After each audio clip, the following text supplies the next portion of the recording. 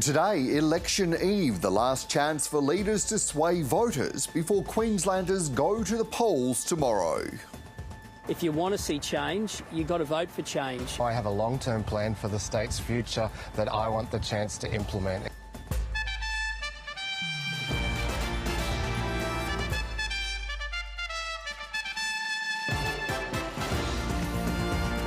King Charles to officially open the final sessions of the Commonwealth Heads of Government meeting in Samoa. Hundreds of Qantas engineers walking off the job today calling for better pay. And prosecutors recommend the resentencing of Eric and Lyle Menendez, the brothers serving life in prison for the murder of their parents in 1989.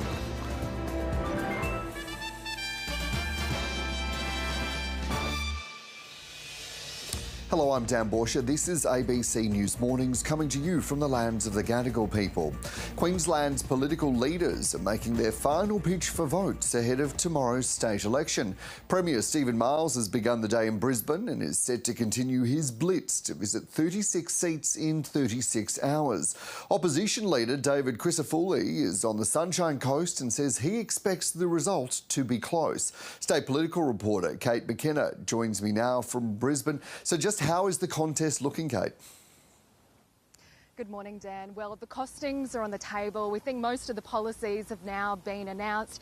And as you said, the leaders are making their final pitches to voters, both embarking on a blitz of seats. Now, the LNP has consistently been ahead in the polls this campaign, but the latest news poll out today shows that the contest seems to be tightening. So on the one hand, you have a third-term Labor government with a Premier who's been in the role since December, Stephen Miles, asking for a fourth term, trying to make it about cost of living and who voters trust.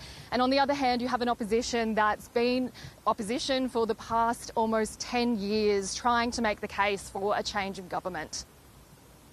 And this is what both leaders had to say earlier this morning.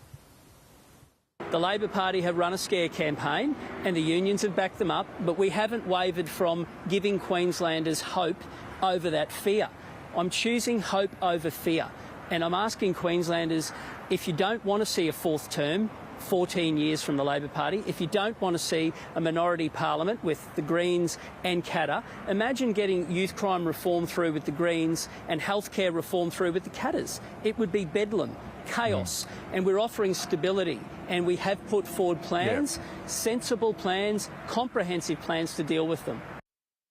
Every Queensland election is very, very hard, and this one will be hard for Labor to win, but I've spent 10 months showing what kind of leader I am and the kind of Premier I would be if I won a 4-year term in my own right. I took those additional coal royalties and delivered them back to Queenslanders with record cost of living relief, and now I have a long-term plan for the state's future that I want the chance to implement, including an energy price guarantee, cheaper fuel, bringing back bulk billing across the state with 50 new bulk billing GP practices, as well as school lunches, making sure every one of our young Queenslanders in our state primary schools gets a healthy, nutritious meal every day.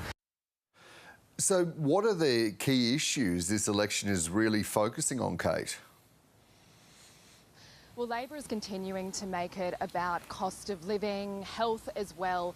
One of the key announcements it made at its launch a few weeks ago was around promising every primary state school student a free lunch if it's re-elected. It's also made health promises around promising to set up 50 new bulk billing clinics across the state. 38 of them would be in regional Queensland. In terms of the opposition, they've been focusing on 4 issues: cost of living again, housing, health and youth crime. And it's really set up a policy battle around youth crime, promising to try minors as adults for certain offences such as murder, manslaughter, unlawful use of a motor vehicle if it's elected. And it's also continued to unveil details about its youth justice plans in terms of crime prevention schools, regional reset programs, and having 2 remote facilities that would have court-ordered intensive rehabilitation.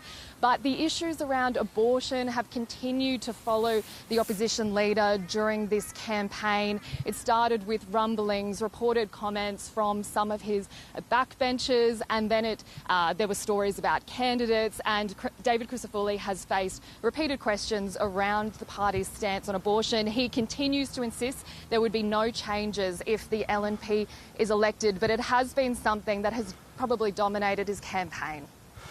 Kate McKenna reporting.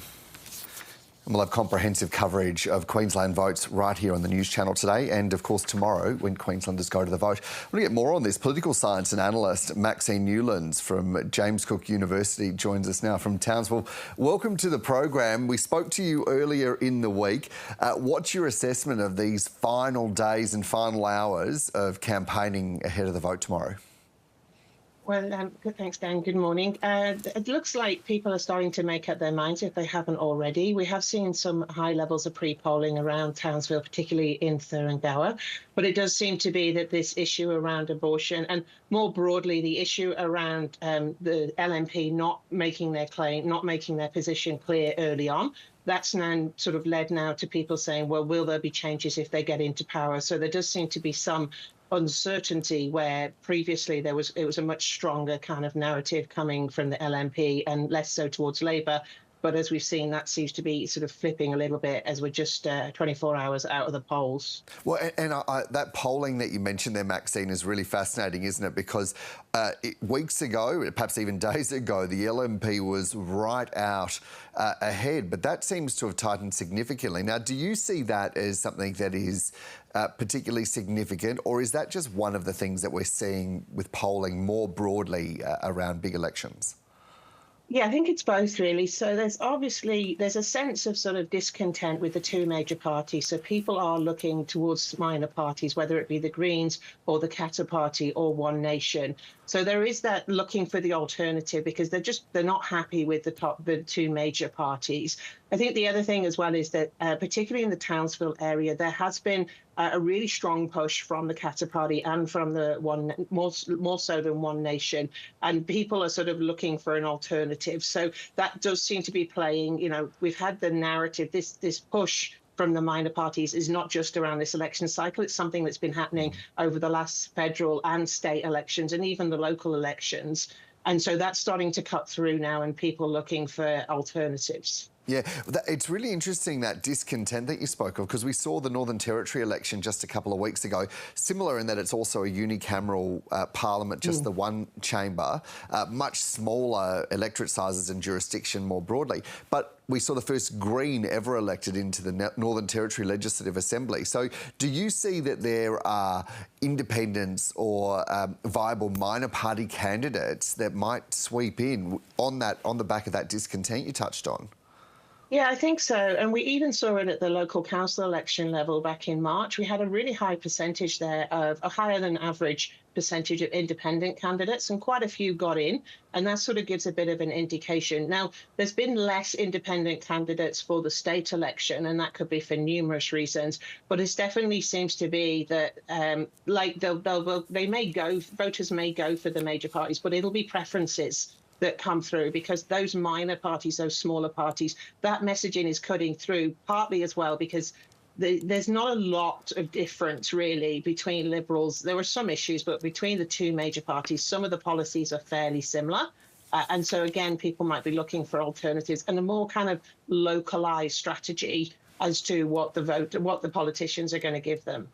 Yeah, and we've seen the costings come out. We've heard both of the political leaders talking about their agendas. Cost of living, housing, health and youth crime are really the key issues, it seems, from what we've been hearing, and certainly some of your analysis as well. We've also seen a focus around treaty and truth-telling, particularly off the back of Federal Senator Lydia Thorpe's comments this week. And it looks as though if the LNP were to win, that system would be scrapped or certainly scaled back. Is that something that's resonating? I think it'll resonate within certain communities for sure, but I think the broader idea of looking at issues around systemic change and not just sort of, particularly they're talking about crime in certain cases here, and not just sort of going through that approach of sort of locking people up. So I think anyone that's going to be looking at, you've lived through these issues, you understand these issues, it's within the community, there are systemic changes needing. And so that could potentially have an influence to certain populations, and maybe more so towards the Cairns area and towards the sort of Cape, but definitely in those more regional and rural areas, we can see that it will be on people's minds. Look, just finally, Maxine, I don't want to put you on the spot and ask you for a prediction, because I've been around politics long enough to know that that's often a fool's errand. If you'd like to jump in, more than happy to. But what's the conversation, do you think, that we're going to be having from Sunday on in Queensland? So I think the conversation is going to be about uncertainty and around the abortion issue. So the conversation will be that, so Queenslanders traditionally tend to vote Labor at state level, and they vote Liberal at federal level. So the conversations on Sunday and Monday are going to be about whether the abortion issue did cut through. And it just seems to be particularly in the younger voters, and also, of course, female voters. And I think the conversation is going to, and if it goes the other way towards a minority parliament, the conversation will be, well, what kind of leader will Stephen Miles make? He's asked for a mandate in his own right because he's only been Premier since December. And there'll be conversations around, will he come through on his promises? And I think that'll be, the two sort of main focus. Well, very interesting. Maxine Newlands from James Cook University. Appreciate your time. Thanks so much. Thanks. And David Spears and Jessica Vonderen will bring you Queensland Votes live from Brisbane on Saturday night on ABC TV and ABC iView. And of course, the ABC's chief election analyst, Anthony Green, will be there to make sense of all the numbers as they start to pour in across the evening. That's one not to miss on tomorrow night. Now to some breaking news coming out of Victoria, and 2 people have been killed after a truck crashed into a house in Victoria's southwest. Police say emergency services were called to reports of the truck veering off the road on the Princes Highway at Tower Hill just after 7 o'clock this morning. 2 people were inside the house at the time and both died at the scene. The truck driver has been taken to hospital with non-life-threatening injuries. Major collision investigation unit detectives are heading to the scene to investigate, and we'll bring you more details as they come to hand on this morning. Well, the ABC can reveal Japanese military officials have been observing secretive AUKUS defence exercises off the New South Wales south coast. Political reporter Isabel Rowe joins us live from Parliament House in Canberra. Isabel, what is the situation here? Well, this is an exercise, Dan, called Autonomous Warrior that's been happening for the past few weeks in Jervis Bay, the military-controlled area off the coast of New South Wales. This has been an AUKUS exercise, so Australia, the UK and the US have been getting together to test some maritime equipment, some autonomous equipment like a high-altitude balloon. There's also been testing of an autonomous submarine, and not just testing the compatibility of those pieces of equipment, but also how they work with each other. We understand that Japan and Japanese officials has been asked to view this exercise.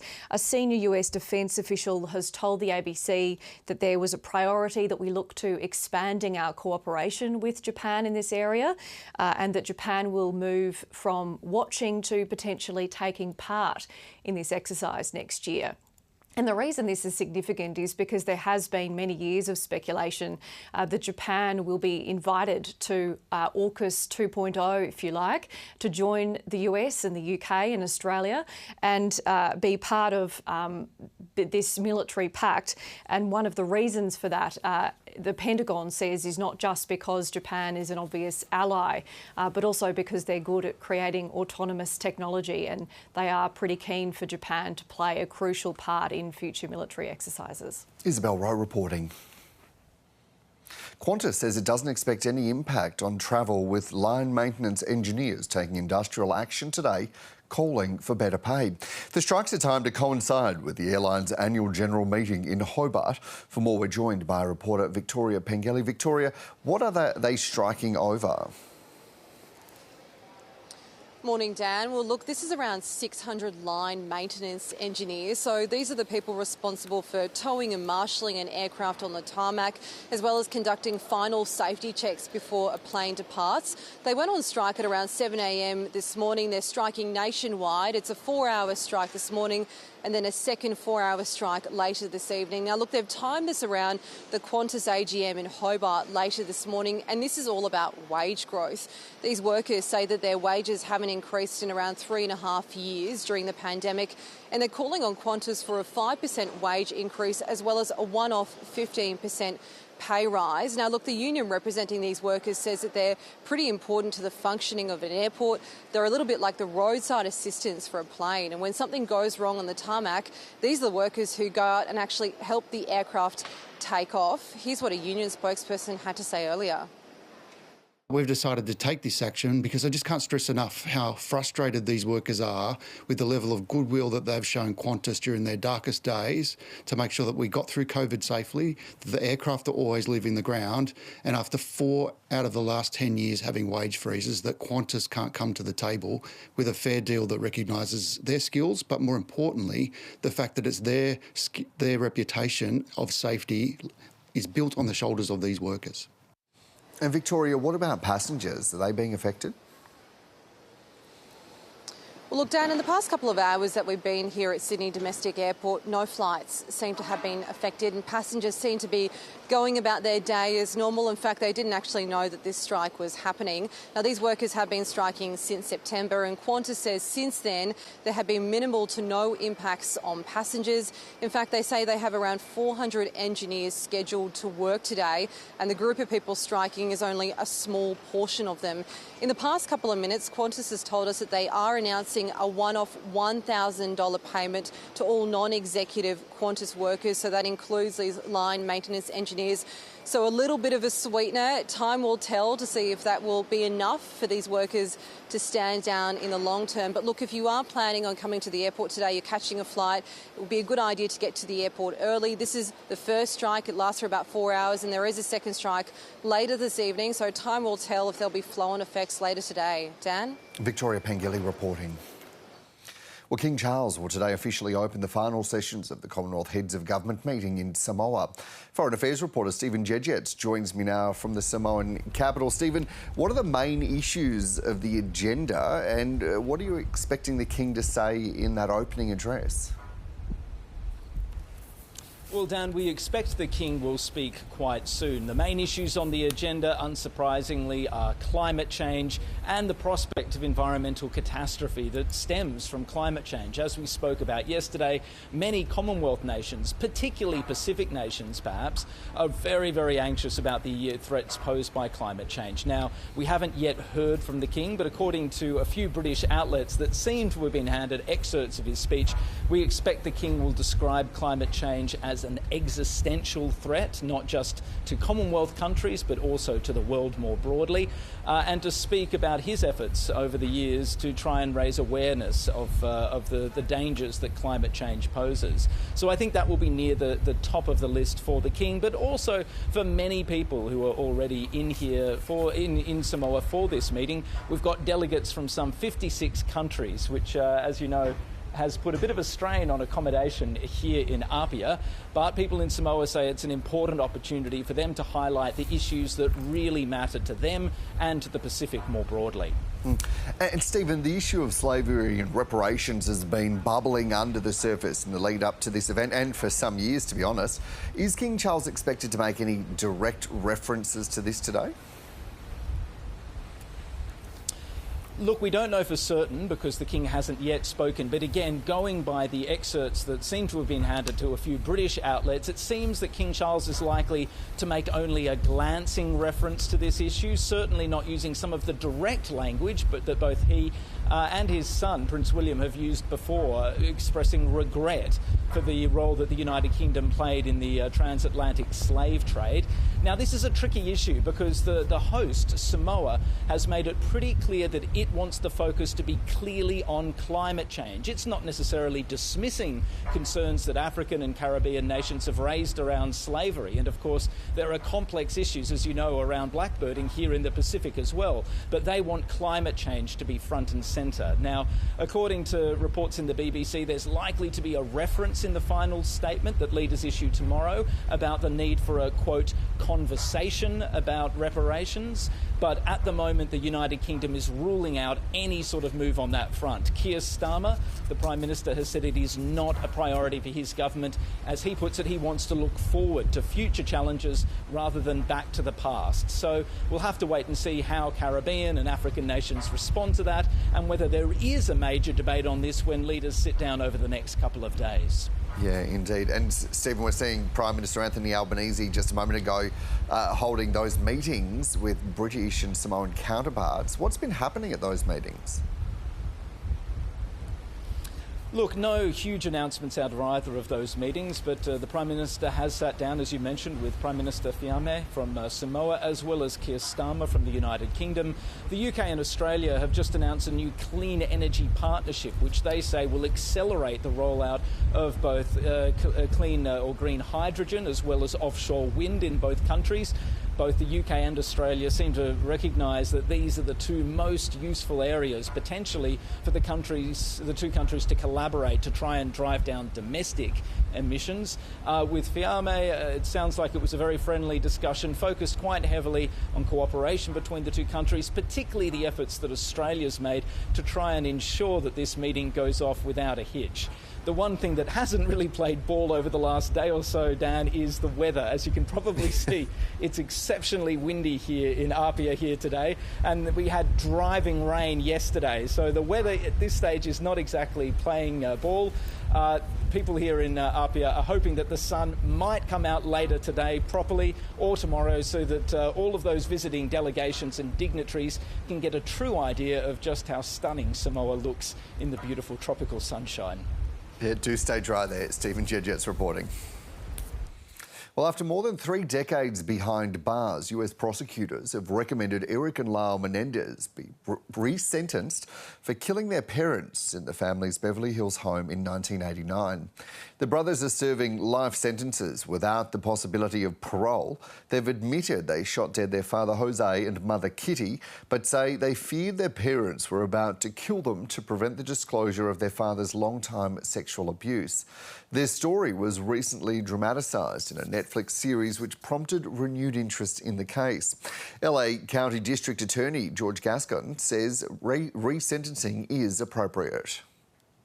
When you look at the case of the Menendez brothers, you see 2 very young people. One was 19 and the other one was 21 when they committed this horrible acts. And I want to underline, they were horrible acts. There is no excuse for murder,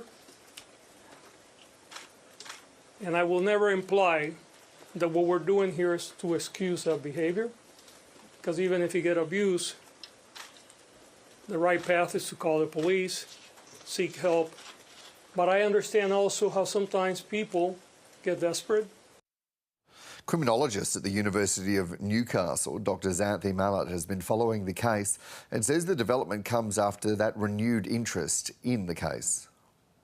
What this means is the brothers will now go back for resentencing, and it will be determined whether they've actually paid their debt to society, and they could actually be released as soon as that judge has made the decision. So this is very, very significant in this case, and ultimately I have to say I agree with this decision.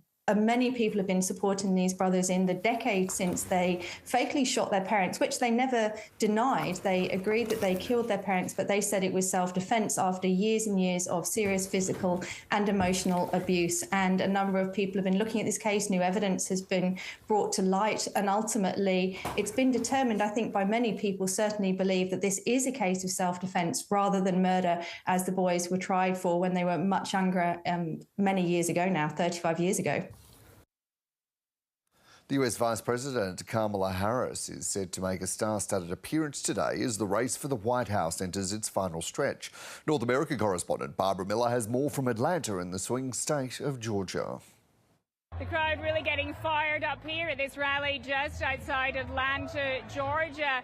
And appearing on stage tonight, not just the Democratic presidential candidate Kamala Harris, the Vice President, but she'll be joined by the former President Barack Obama, who's been out campaigning for her over the past few days, and by the rock star Bruce Springsteen.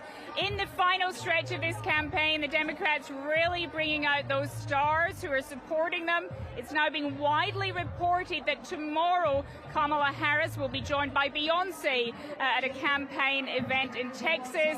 Kamala Harris was asked about that a little earlier. She wouldn't confirm it, but she did say, stay tuned. She seemed to be hinting that that was a possibility, something that's been rumoured for a very long time, an actual appearance by Beyonce. Now, Donald Trump calls all this proof that the Democrats are the party of the elites when they bring out these people like Springsteen, like Beyonce. Trump is also out campaigning today, also targeting swing states. It's really coming down to these swing states. He's in Arizona and Nevada today. And we also got more of a sense from him as to what he might do if he's elected again to the White House. He was telling a conservative radio host that within a couple of seconds, he said, he would fire Jack Smith, the special prosecutor. Jack Smith is the man who brought 2 federal cases against the former president. And he also said that he wouldn't essentially rule out pardoning Hunter Biden, the president's son. He's been convicted on gun charges and has also pled guilty to tax charges, tax evasion charges. So both candidates really making sure to stay in the headlines as this campaign really hits fever pitch. Power is expected to be restored to residents in the New South Wales Far West this morning after supply was cut when a large-scale generator was taken out of service overnight. For the details, we're joined by reporter Grace Atta in Broken Hill. Grace, do we know why people have lost power again?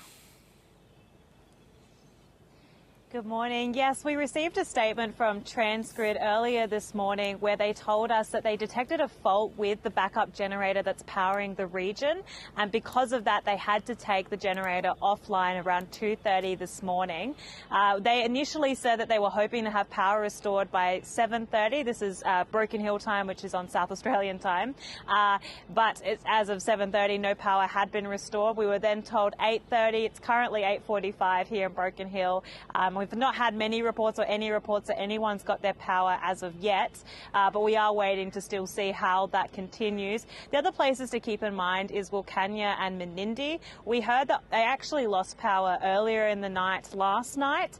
They had it restored again and then it went off again at 2. And as far as we know, it is back on again, but things are changing so rapidly that it's really quite a task to keep up to date. Every minute things seem to be changing here on the ground.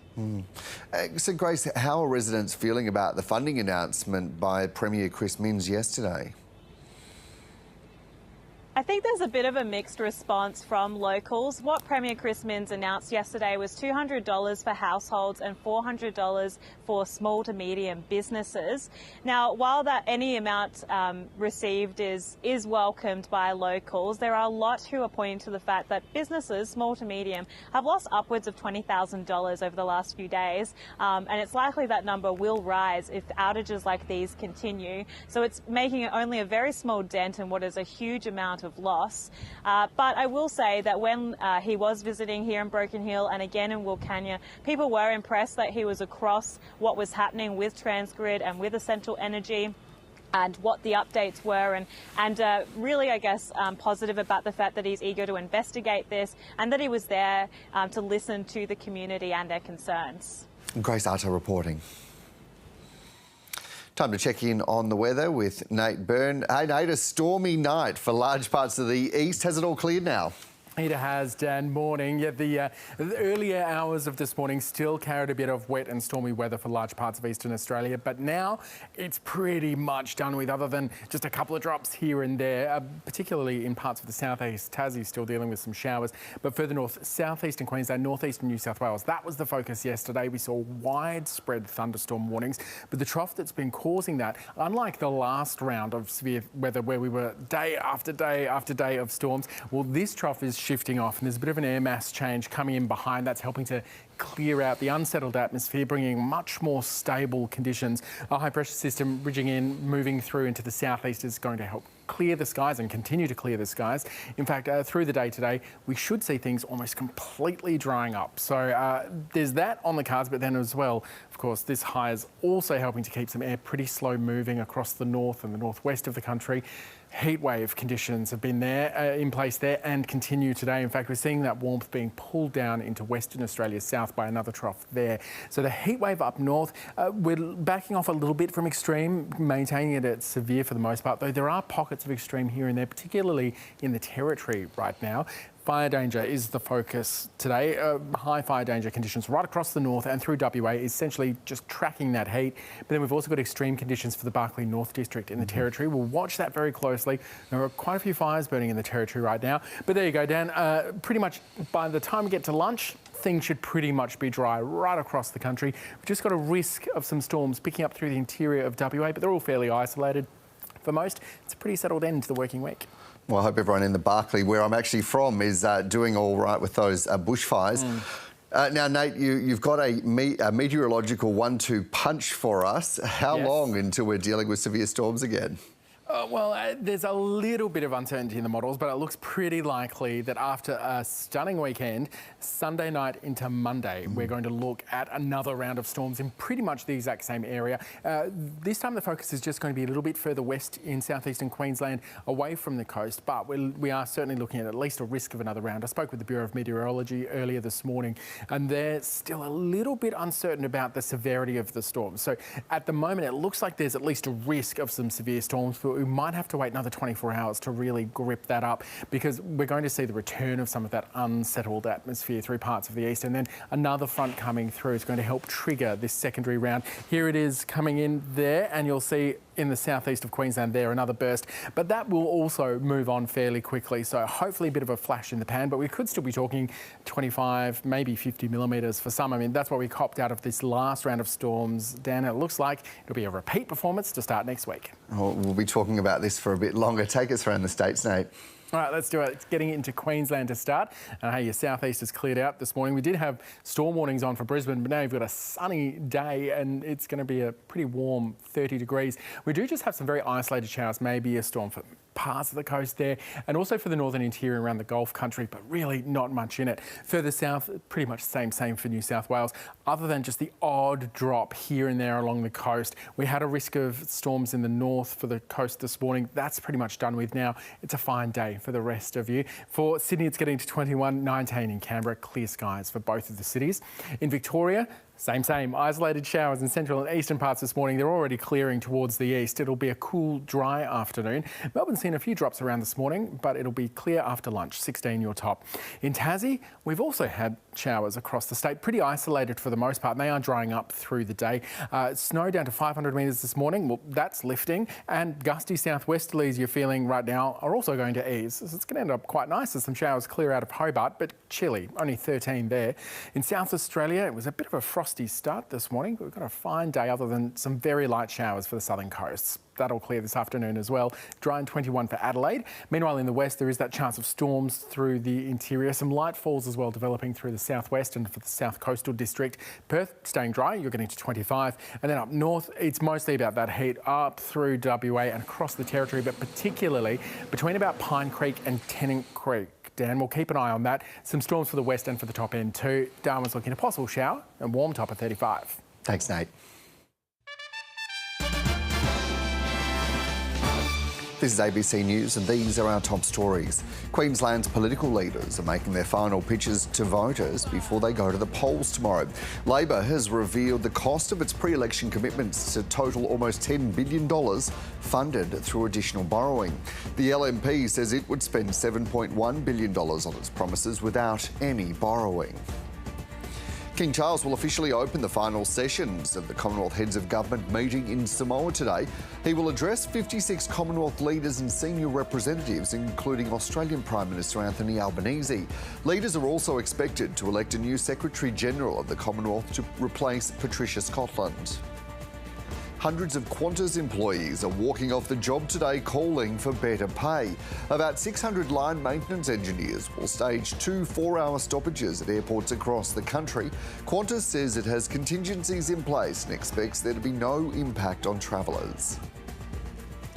And prosecutors in Los Angeles have recommended Eric and Lyle Menendez be re-sentenced for killing their parents in the family's Beverly Hills homes in 1989. The brothers have served 34 years behind bars after being convicted and sentenced to life without the possibility of parole. The pair have admitted they shot dead their father Jose and mother Kitty, but say that they feared their parents were about to kill them to prevent the disclosure of their father's abuse. Queenslanders will head to the polls tomorrow to decide who will lead the state for the next 4 years. Reporter Chris Tester is live for us in Cairns and joins us now. Chris, far north Queensland is shaping up as one of the key election battlegrounds. Why is it so critical for both sides?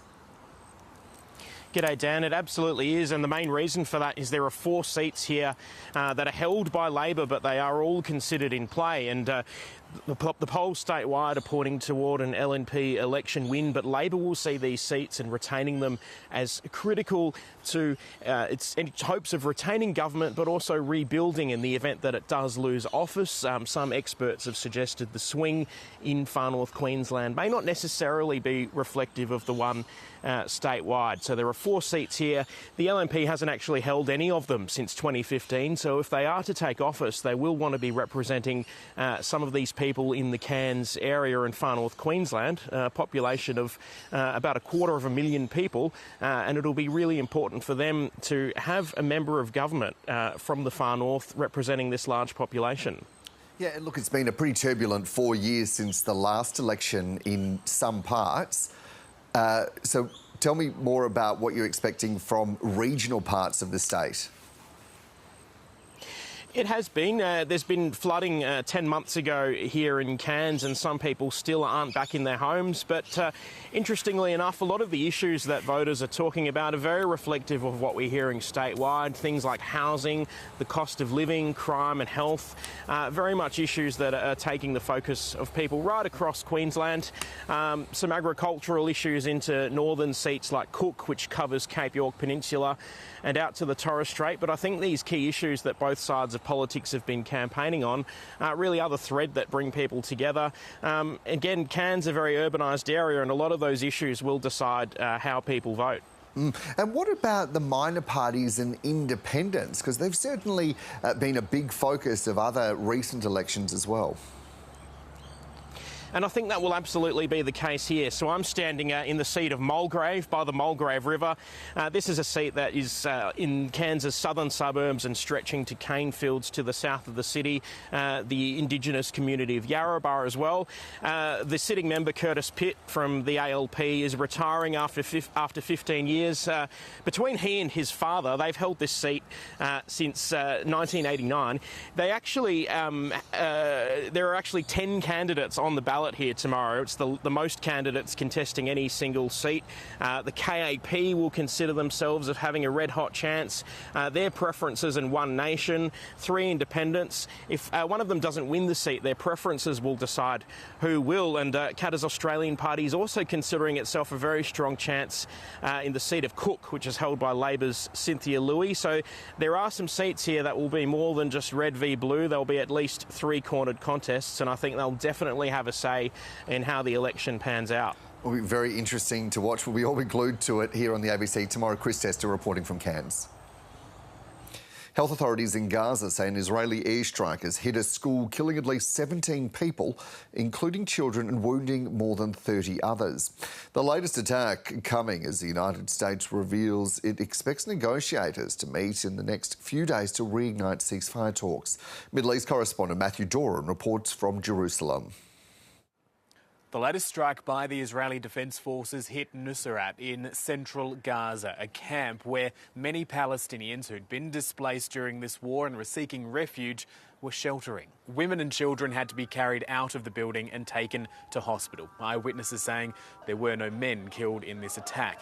The IDF saying the former school compound housed a Hamas command centre, arguing it took steps to limit harm to civilians. In nearby Deir al-Balah, starving Palestinians have been scrambling for whatever food they can get their hands on. Agencies saying there is still too little aid reaching the hardest hit parts of Gaza, even with the IDF insisting it's let more than 200 aid trucks across the border in the last week. If we don't die from the war, we will die from hunger. If I don't die because of the war, I'll die from hunger. The Palestinian President Mahmoud Abbas addressing the BRICS summit in Russia, saying that there was an urgent need for a UN-led resolution to bring about a ceasefire, describing what he believed to be Israel's motives. على الصعيد الدولي آملين بقبول الحرب الإسرائيلية. The Israeli war, in which crimes of genocide and ethnic cleansing are being committed in the Gaza Strip, is a prelude to the clearing of its inhabitants, especially now in the northern Gaza Strip, right this minute, where the occupation forces are resorting to starving the civilians there. That intense fighting in the north, where Israel says it's targeting Hamas, forcing groups of rescuers out of the area around the Jabalia refugee camp. The Gaza Civil Defence Service saying 3 of its workers were wounded, 5 were detained, and a fire truck was bombed. Authorities in the Philippines are continuing a massive rescue effort after a powerful tropical storm left dozens of people dead and thousands of others stranded. Southeast Asia correspondent Lauren Day reports. Tropical storm Trami made landfall yesterday morning in the northeastern province of Isabela, which is on the main island of the Philippines, Luzon. And it brought with it these very strong winds, gusts of up to 160 k's an hour, and also a lot of rain. In some parts of the country, almost 2 months worth of rainfall was dumped in just 24 hours. And that rain and wind just absolutely lashed villages right across the island. It turned roads into rivers, it swept away cars, and it sparked these devastating landslides which have buried some homes.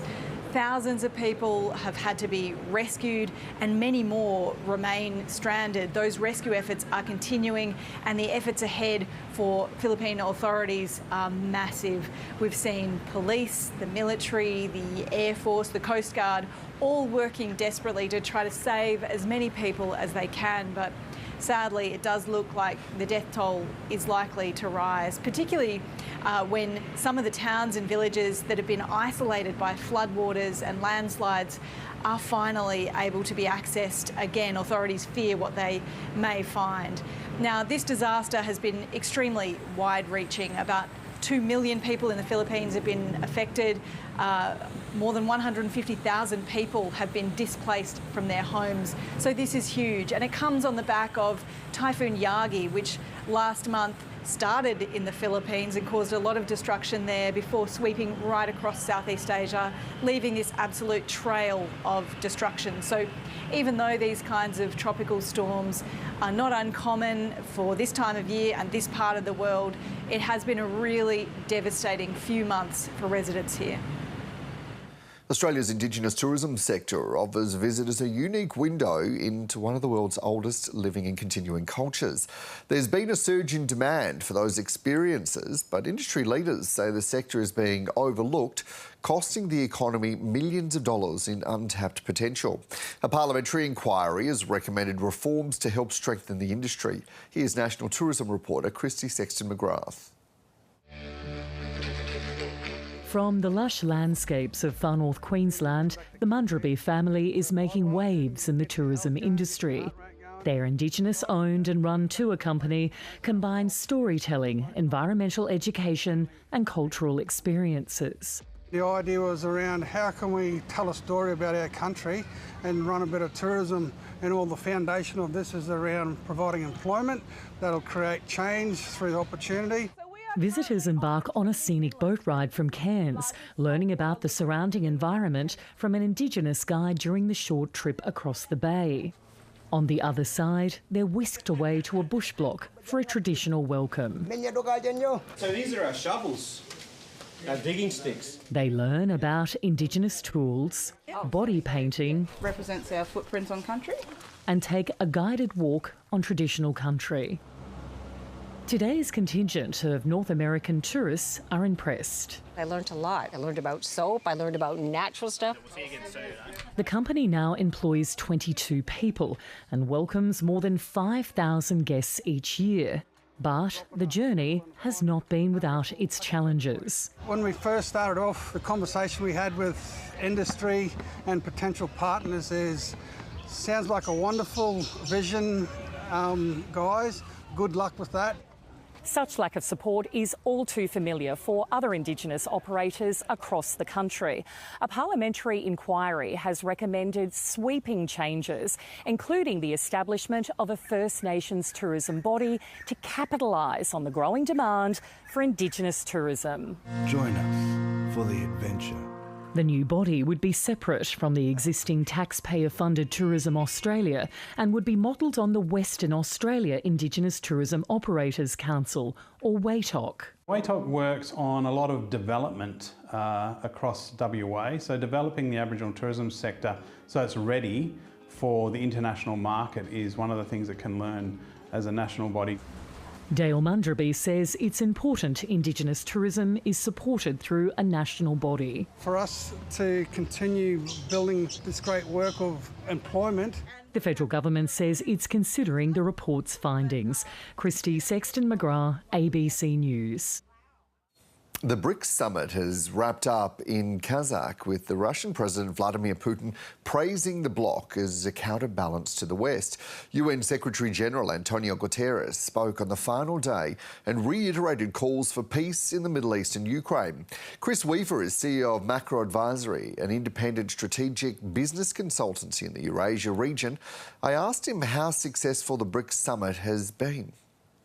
Well, it's gone very well from the point of view of Russia and China, the two main promoters of BRICS, and the two countries that want to see BRICS move from, what has been only an acronym or an investment theme, into something more substantive and a vehicle that ultimately could be built strong enough that it would challenge or compete with the G7. So from that point of view, in terms of getting agreement on the way forward, the agreement on some key themes, principally building a new cross-border trade settlement system that does not rely on the US dollar or on what China and Russia regard as G7 dominated systems, then that's gone very well.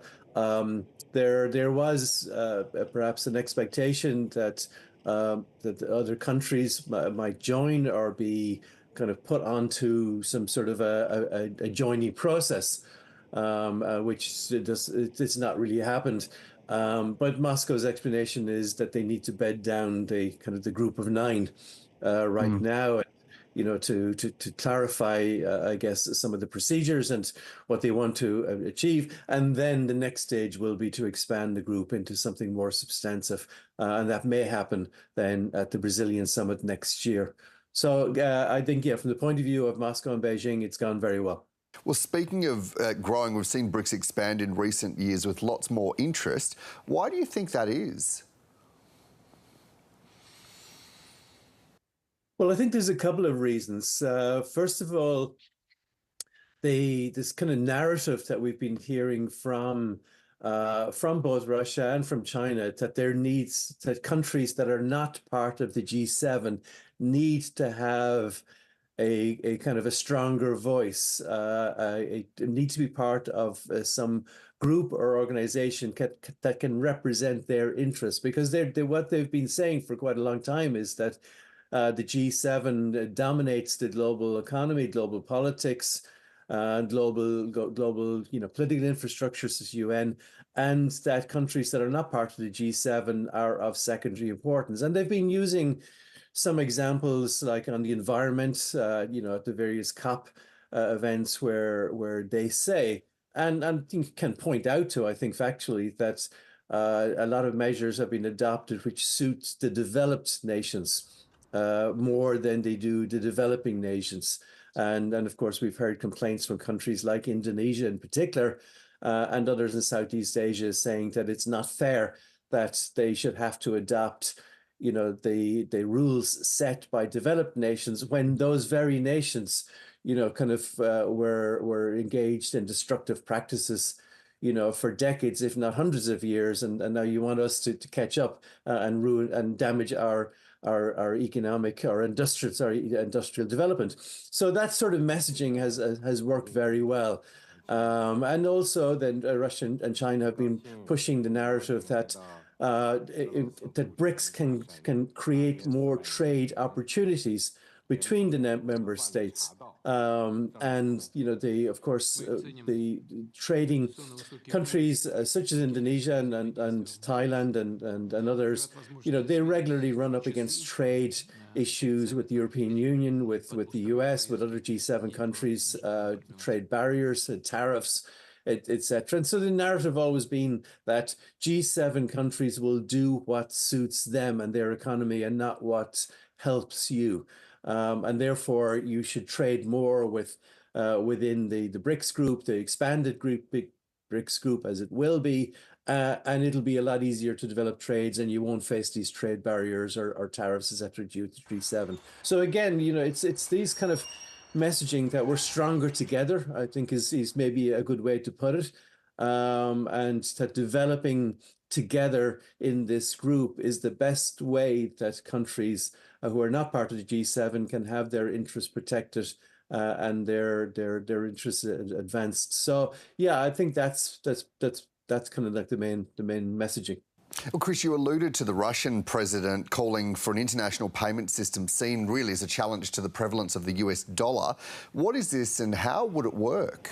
Okay, first of all, it's not an alternative currency. We're not talking about creating like a BRICS currency of some sort, which I think was part of the old narrative. So that's now gone. What they are talking about is a bilateral trade settlement system between BRIC member states. So if one country within BRICS trades with another country, then they can settle that trade using what looks like now some sort of a digital currency system. Effectively, I suppose it would be a currency barter system. What it means is, therefore, that trade can be settled not using any international currency, and it doesn't require the use of the international settlement system, like, for example, SWIFT. Of course, this is something that Moscow has been very keen on because sanctions are now targeting cross-border trade from Russia. The BRICS summit this week have kind of approved this as a concept and have agreed to move forward to create this new settlement system. But there's a lot to be done. For example, how do you weight currencies in the trade, and specifically what are the mechanisms in terms of valuation? So the intention is that the group will now work on this more intensively, will seek to hammer out the various kind of mechanisms, and will present it, they hope, or they're targeting, they present it as a done deal at the next summit in 12 months' time. So it's not a direct challenge to the dollar or to the existing settlement system. It is an alternative.